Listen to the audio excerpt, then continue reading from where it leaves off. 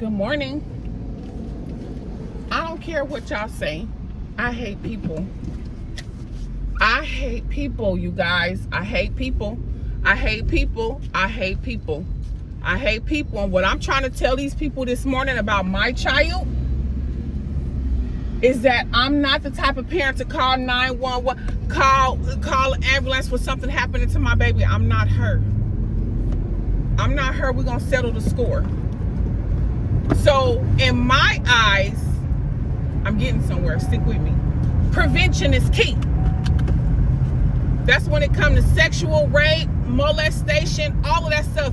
If you can, I understand that sometimes, most times you can't prevent something like that that's going to happen. But if you can, and if it's in your power, prevention is key. We want to prevent it before anything can happen.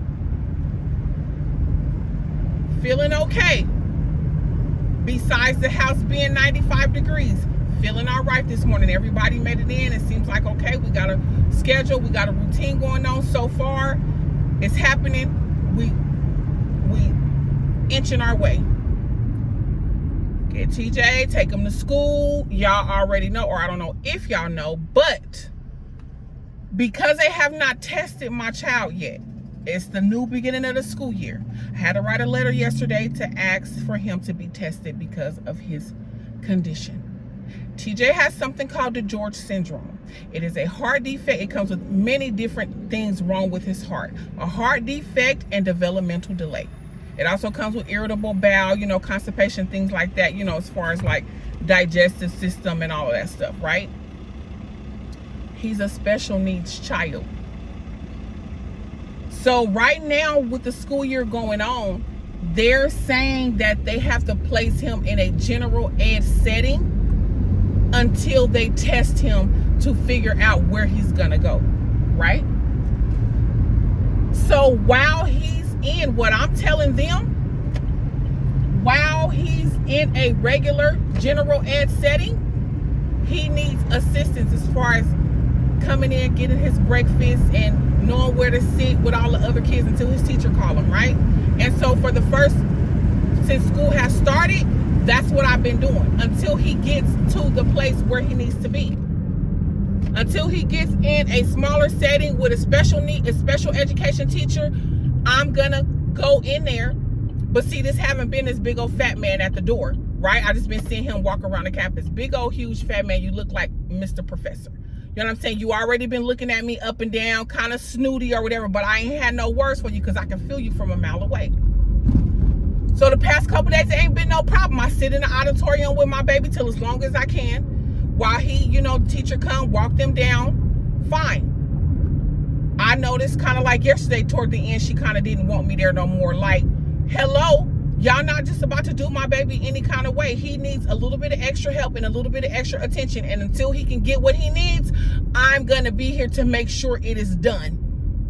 Right? So I walked TJ in. No, before this, we're sitting in the car waiting on the doors to open. Doors open at 7:30. We got there probably like 7:28. I immediately see a little boy fly off one of the special education buses, fly across the street, running across the street now, hopping down the block, going, cars is starting to come down this morning. I see it in my heart, literally, and the two bus drivers that's trying to get him are older. You know what I'm saying? They're older, so she can't run. She's not as fast. She can't get to him. She can't, and the boy is just steadily running. You can tell off the top that it's a special needs kid. Off top. You can tell he's a special needs child. Off top. Running. Now it's cars coming. I look. I immediately see what's going on. They come here, boy. They can't go get him. They're too old. You know what I'm saying? I must have locked TJ in this car, took my shoes off, and flew my big old butt across that street and down the street. And he running from me now. By the time the car started coming up, this baby almost got hit by a car, and he looked at me and I grabbed him. Walking back across the street to the people. He holding my neck, I'm like, where you going this morning, baby? Where you trying to go? Where you running to? Oh, he just ran off the special needs bus. As soon as we opened the door, he took off running. Okay, and so the baby is choking me. He holding me. He probably like about 5. He probably like about 5. He holding me, choking me. The man, let him go. Let him go. Put him down. We got him. We got him. He gonna have to learn someday. We got him. He gonna have to learn someday. I said, no, actually, you don't have him. Because if you had him, he wouldn't have been out here running in the street. He's holding my neck and choking my neck. You get him off of me and take him where he's supposed to go. What are you talking about? You got him. No, you don't. So I get TJ. We go inside. The big old fat man meet me at the door because I'm getting to walk my baby up so he can go get his breakfast and sit him in his seat where he's supposed to be, because he ain't gonna know. He don't know I'm back by himself. Oh no, we got him. You don't want me to walk in here. You don't want me to walk him up to the thing, and you don't want none of that. Oh, we got him. I said, are you sure? Because he's a special needs child. Because if you had him, they'd have had that little boy who just ran off that bus. What you talking about? What you talking? I don't feel comfortable. I don't feel comfortable with just letting my baby just be in here and ain't nobody really aware of his needs and what he needs. Other kids taking advantage of him because you in a general ed setting. Y'all know kids are evil and cruel. Like, what? No. I said, well, are you sure? Are you aware of his special needs, that he can't just grab his stuff and know where he's sitting and all that and all that? I said, are you aware of that? Well, I just hold his hand and he'll be right here with me until his teacher called him. I walked out. I didn't say nothing. I didn't say nothing. And as I'm walking out, I told one of the ladies that was out there, I feel very uncomfortable. I just ran out here and caught this little boy who ran off the bus. I said, you guys didn't know that he was a runner? You guys are not aware of some of the things that special needs kids do? You're not aware? Well, we just handled that right now. We took care of that. She wanted me to be quiet. I said, I have a special needs child inside, so I'm very uncomfortable. I don't feel comfortable. I don't feel safe witnessing what I'm witnessing. And then he tells me he got it. He gonna have to learn someday. You can't apply normal thinking to a special needs child. What the hell you mean? He gonna have to learn someday. What the hell you talking about? What the hell's going on here? What you mean? What you mean he gonna have to learn someday? So you mean to tell me if he'd got hit by a car, that would have been him learning? Are you serious right now? Oh, no, we took care of that. We told them to keep the door shut. I said, you're missing the whole point. The whole point is preventative measures. We took care of that. Wait, who are you talking about? I'm talking about Terry. Talking about, well, he's in a normal setting until he get his testing, and they're going to expect him. This is what she tell me. I hate people. Because you already looking at me up and down. This is another lady who was looking at me up and down the other day. Mind you, I'm very irritable, but I'm still respectful of what's going on. Getting him to school because he loves school. So I said, I'm going to be there for you, son. I'm going to get you ready and prepare every day to learn. And I'm going to have you at school every day on time, if that's what you want to do. Well, we're expecting him to flow in a general ed setting because don't nobody know. I said, that's why I'm here. I'm my son's advocate, to let people know and to make them aware of his situation until he gets into the class that he needs. He's not going to know, oh, hi, my name is Terry Payton. Get my breakfast, go find my kid and sit down. It's not going to happen. You're setting him up for failure. That's what I told her. If you're expecting him to do what the other kids are doing, and expect him to flow in a general ed setting, and everybody is expecting that of him, you're setting him up for failure off the bat. I am his advocate until he gets to where he needs to be.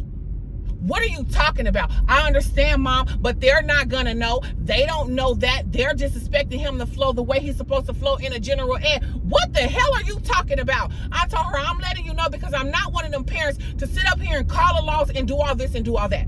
So my key is preventative measure. So if I can prevent something going on with my child to prevent me losing this last screw that I got in my head and taking it out on you all, that's what I'm trying to do. That's what I'm trying to do. So for him to tell me he got it and this little boy needs to learn somehow, he got to learn one day, you don't apply your regular thinking to a special needs child. What the fuck are y'all doing? What? Excuse me.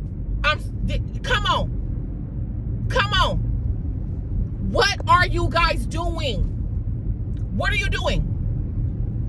What are you doing? Come on now. I'm uncomfortable. I'm so uncomfortable. Y'all don't want me to go and wait. I'll get him his breakfast. And that's what I said to myself when I left there. I'm going to walk him in every day still. I have rights to my child. Get him his breakfast and put him right there on his seat. And they sit there until the teacher calls them. So he'll be able to sit there until the teacher calls him and follow the rest of his classmates to where they got to go. And I can go on, which will be great for me because I can be to work early and on time. So it's a blessing anyway. But what I'm saying is y'all not about to just do my baby any kind of way. You don't have it. You don't. You do not. Put him down. Put him down. That's what the man started telling me. But the boy is choking me, holding me, like squeezing me. It's like a comfort kind of squeeze. You know my spirit. I feel your spirit. You know what I'm saying? I'm not a hero. I am not. But mind you, I used to be in track. I used to run cross country. So when I tell you my big ass was running across that street, running up that little block real quick, chasing that little boy, baby, you best to believe if I got to get hit and killed to save his life, that's exactly what's going to happen this morning. Stop playing with me. You don't got it. I can't run no more. I didn't have it. We didn't know. We didn't know. Look, you better find out. You better find out. We got it. We got it. We took care of it. It ain't gonna happen again. We got. Now you want me to shut up. Now you want me to shut up. we discussed it. No, okay, now we're talking about my son. I'm uncomfortable. I'm uncomfortable. I'm uncomfortable. You're setting him up for failure. What are you talking about is what I told her this morning. I'm looking her dead in her face. What are you talking about? I understand, Mom, but he's going to be expected to fall. No. You don't pick and choose what you want. This boy, no. No, you're not. No, you're not. And any between breaks, anything, they're going to be tired of me. And I don't care. I don't care. I do not care. You're going to be tired of me. You're going to be tired of me. We're going to get my son. And this lady gave me her email. I'm supposed to email this other lady when I get home tonight and let her know what is going on. Let her know what I saw. Let her know preventative measures. Okay, well, since it didn't happen, thank God. Thank God. Now y'all need to be making sure, is there anything that we need, parents and staff need to be aware of? Is there anything? Because I know with TJ, if he hear loud noise, if he start to hear loud sirens or whatever, he'll kind of like turn around and try to run away because he gets overstimulated. So I let them know that, like, if a loud truck or a loud motorcycle or a loud engine or something is coming by, he's gonna try to run. And so I let people know that things that you know, sometimes parents are overwhelmed. They don't, you know, if you don't ask, they forget. You got so much going on, especially needs child. You're not gonna remember nothing. Memory shot, anxiety on 1,000. And now being in a regular, normal setting with normal, regular people is absolutely gut-wrenching. And I'm disgusted. I'm disgusted, y'all. I'm disgusted. Disgusted. Not to mention Pooh being off the bus the last couple of days. Ain't been making it home. Got on the wrong bus. Found her across the way. The people had to drop her off at the bus yard because she was way across the way and got on the wrong bus. I got some wrong information. It's 2 streets that's the same. And the lady gave me the information of the other street. So she had been walking, and y'all know she take that medication for her mental illness. And she was saying that she was about to pass out on top of coming into a 95-degree house, a 97-degree house. You know, and it's just so unfortunate that people expect you to live a certain type of way and want you to live a certain type of way. For what? You don't live like this. You don't, when your kids come home and your wife and family come home, they're not coming home to a 97-degree house. They're not coming home to a 95-degree house. You come over there, you click on that thing, you put some antifreeze in it, and you going about your day. And not even 12 to 24 hours later, we're back at the same point. Back at the same point. People don't give a damn about you or your children. They don't. And today just proved it. It proves it. People don't care. You need to be an advocate for your child, whether your child is special needs or not. I'm advocating for Deanna now. Can't wait till the schoolhouse call me. Y'all got this girl still. Look, all we trying to do is do the best that we can with life, and it seems like everything and everyone is coming up against us to stop us, and it's so disheartening and it's so discouraging. It's so disheartening and it's so discouraging. But what I have been thinking about the lady at work, I'm like, it's people like you. And then I got in my car today after leaving the school. I said, now I can't die. Now I have to stay alive because I got to be able to advocate for you. Because ain't nobody else going to do it. Don't nobody else give a damn about you like I give a damn about you. Now I have to stay alive. Now it's a certain fire that's fueling inside of me. And I be thinking about this lady at work, and I said, you making me so upset to where you pissing me off, to where you making me want to succeed even more. So you can see. Just so you can see, because how you're trying to treat me in the way that you are. You're a nice, nasty individual, and you're hateful, you're mean, you're spiteful, and you're miserable. And you want me to feel that way about myself. You want me to feel unsure. You want me to feel negative. You want me to feel bad. Because if anybody, I irk your nerves so bad to the point to where you stopped me one day dead in my tracks. Y'all was wearing my little gold kitty cat glasses. Y'all know I love fashion. My little gold kitty cat glasses, looking real cute. You stopped me dead in my tracks and asked me, oh, you think you cute, huh? You think you something. Oh, you think you something? You think you a diva? You think you some type of diva? I looked at her and I said, you know what? Actually, I do. Actually, I do. When life is kicking your ass to the point mine is kicking, this makes me feel good. Actually, I do. You think that way about me. That's how you feel when you look at me. That's the light that you see in me, and you are mad about it. You're mad about it. So instead of doing the work on your own, instead of you digging out all that deep crud, dirt, bull crap that got you feeling and being the way that you are, you're going to always feel that way about people who have the light. I am a chosen vessel. I am an earth angel. I am on this earth. God has placed me here for a reason. And you know it. People like you see it. They're so rude, y'all. Even the one girl at work, you don't even got no teeth in your mouth, and you done y'all huddle up with her and all that. I've said good morning or hi, basic, because we don't have to like each other. Basic, hi, good morning. They won't even say nothing back to me, y'all. Won't even respond.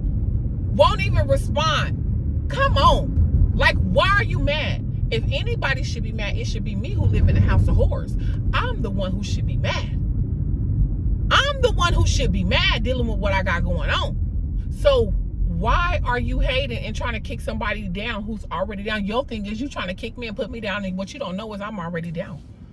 I'm already down, my love. You can't kick me down no lower.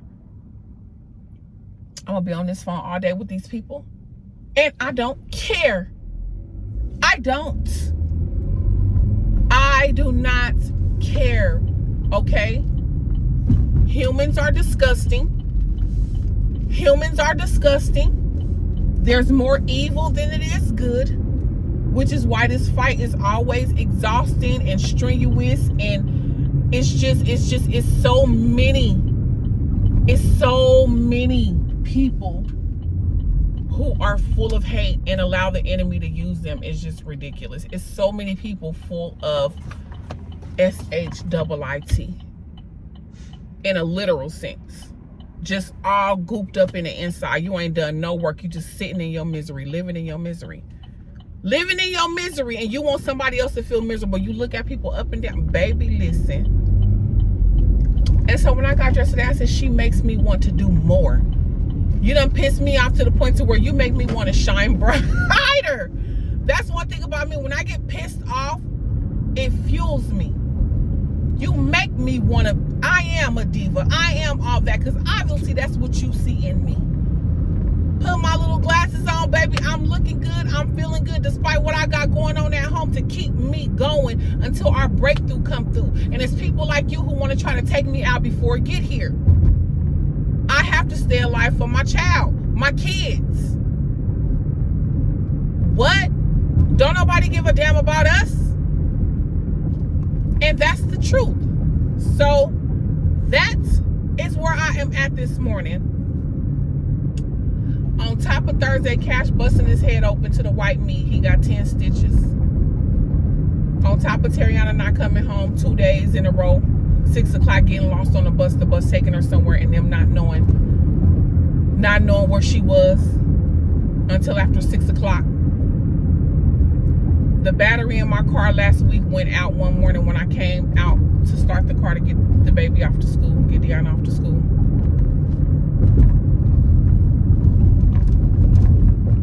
And any extra money or anything that I've gotten has went toward groceries.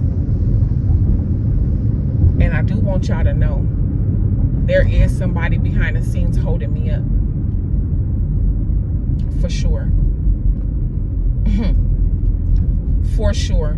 I got somebody behind the scenes holding me up. Oh, what's that in the street? For real, for real. But y'all, these people ain't seen the last of me. These people ain't heard the last of me. She pissed me off so bad. Now you done fueled me. I'm about to email everybody I know. Y'all better make sure y'all keep track of TJ. You better make sure you keep track of him, because if something happened within this school year or any school year that's going on, your family is going to be in a black suit. And that is right hand of God. I'm not playing no games. None. A black suit. I said what I said. Just like I told her this morning, I'm trying to prevent anything. I'm not calling no news station. I'm not suing. I'm not calling no attorney. Ain't no amount of money gonna do nothing for me in regards to my children. All money ain't good money. Baby, y'all gotta go. So keep track of my child. In Jesus' holy mighty name. In Jesus' holy mighty name, y'all. It's Thursday. I cannot wait. And it ain't even a joy to go home in a 97-degree house. Can you imagine our misery? Can you imagine the headaches? Can you imagine the sickness that we feel all through the night? Wake up, it's 85 degrees. It's 66 degrees outside in the mornings. At 5 o'clock in the morning, 5:30, I get up early and open the doors. Let the cool air try to get that hot heat out the house and let the cool air in. Black paneled everything in the living room. Bought everybody a fan to go inside their room, a personal fan. It's just ridiculous the amount of stress and anxiety I have. I have so much on my plate, and I am aware of that. So I'm trying to tell people around me and doing everything I can as far as preventative measures. Just like when Terriana got lost on the bus, I wrote down your address on your book. I had made sure that I double checked with the people. I called. I sat for 5 hours for TJ at an back to school kickoff for 5 hours in the auditorium, giving them all his paperwork, his documents, as far as his shot records and all of this stuff that they would need to know. He's a special needs child. Put it in the computer. Let them know what's going on. I'm doing everything I can to prevent something major happening or anything happening to my baby. Doing everything. And at every point that I try, it's always something happening to let me know that my efforts didn't mean a damn thing. It didn't mean anything. My efforts don't mean anything. That's the same thing they're doing to Deanna. All last year, you stayed after school. We stayed after school. We did extra. I kept the baby. She did extra work. And you turned right around and skipped this girl. Never got her transcripts. Never caught the other school. Never did anything. And put her right back in the same grade. And put her right back in the... Took her 2 pegs down. Talking about she in the 10. You got to call a counselor. The counselor is only one counselor for the whole school. School just started, talking about come back in a couple of weeks. But in the meantime, you want her to do all this work. I said, you better not you better not lift a finger. Do not lift a finger. All we're going to do is make sure you're there every day for attendance. And until they put you in your right grade, you will not be doing any more work. You will not take our time for granted. You will not take, our efforts for granted. You will not just say that our time and our efforts and what we're doing to make sure that we do what we have to do means nothing to you. You will not do that to my child. And I am teaching her the life lessons that she's going to learn. They say that she's disrespectful. Mama, I'm not disrespectful. I'm just telling them, until you guys put me in my right grade, I'm not. I've done this work twice already. Twice already. This is how you stand up for yourself. You can stand up for yourself in a peaceful way without fussing and cussing. They're going to feel some type of way about it, but you stand your ground. You stand your ground. You do not allow people to treat you any kind of way. Open your mouth and speak. I don't care if it's a deacon, a pastor. I don't care. Say how you feel. Say how somebody is treating you, demeaning you, tarnishing you. You speak up. Your voice matters. It even matters in my house. Tell me how you feel. Tell me if there's some things I can do to make things better, because I'm sure gonna let y'all know. When I'm feeling down and disrespected and all of those things, I'm gonna let you know. Let me know. Your voice matters. And just because I'm your mom, it doesn't mean anything. You can still tell me in a respectful way how you feel. Come on now, we're human. I don't know it all, and I'm not going to act like I know it all just because I'm your parent. Y'all, this world is tore up, and I'm not a fan of it. And I don't want to be in it. I don't want to deal with the people. I don't want to interact and communicate at all, period. But because of my children, I have to survive to make sure that they make it okay. Instilling the Father, making sure they know the Lord, having Him as the foundation. There's certain things that I'm trying to teach my children that's going to get them ahead and actually allow them to deal with the evil of today. And that is God our Father, and standing up against it. Standing up against it, warring in the spirit, praying, fighting, but also doing. Faith without works is dead. There's certain things you still have to do. Faith without works is dead. There are still things you have to do. Stand up, talk, email, do whatever you have to do. And that's exactly what I'm going to do. We are still Psalms 23 for the rest of 23. Thank y'all for allowing me to vent and get that off my chest. I love y'all so much. Whether you stayed here or not, my real ones did. And I love you oh so much. Y'all keep us in prayer. I'm going to keep you guys in prayer. We are still Psalms 23 for the rest of 23. And until the next time, inspire, be inspired. I love you guys. God bless you. Good day.